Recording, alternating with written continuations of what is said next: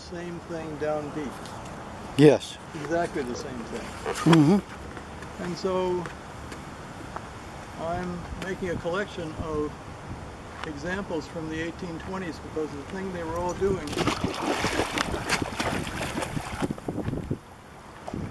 Was? Wow, that's a taste.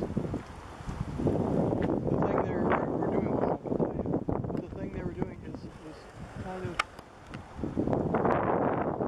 specific and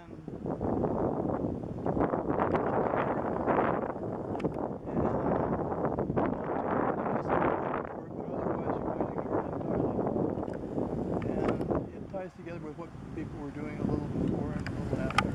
And anyway, and for European history anyway, you can think of European history as kind of an evolution of this sort of deep context of what everybody's doing. And so I'm doing that for the 1820s.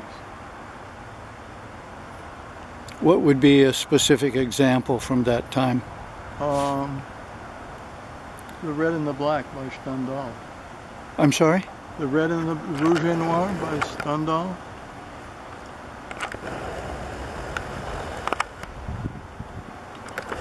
I don't know what that means. The architecture of Carl Friedrich Schinkel. Don't know him either. What was it about the architecture?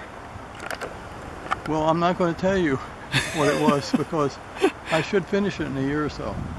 Mm-hmm. So you can puzzle it out yourself. Ah. I'll send you some pages. Or Evgen Onegin by Pushkin. You know Pushkin? Who? Pushkin? Pushkin, yes. Yes. Russian writer. Right. Greatest work in 8 books was called Evgen Onegin, or Eugene Onegin. Tchaikovsky wrote some music for it, which was a long poem, like in the style of Byron's Childe Harold or Don Juan. Well, that's a good example. And Galois theory is a great example. And Brown's proof of Brownian motion. And Brown proof of what Brownian motion is and what it isn't. All kinds of stuff like that. Yeah.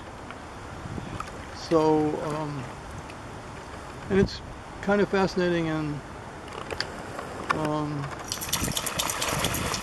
makes one pause to realize that all these things, or to see that all these things are